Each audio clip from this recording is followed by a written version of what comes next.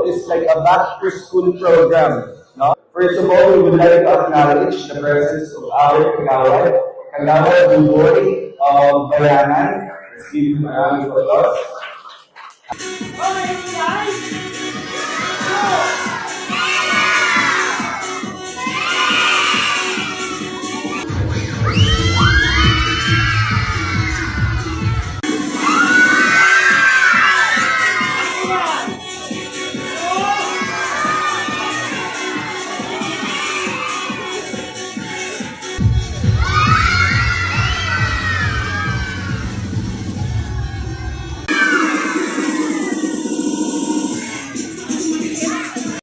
Ilaya niyo ba si John B?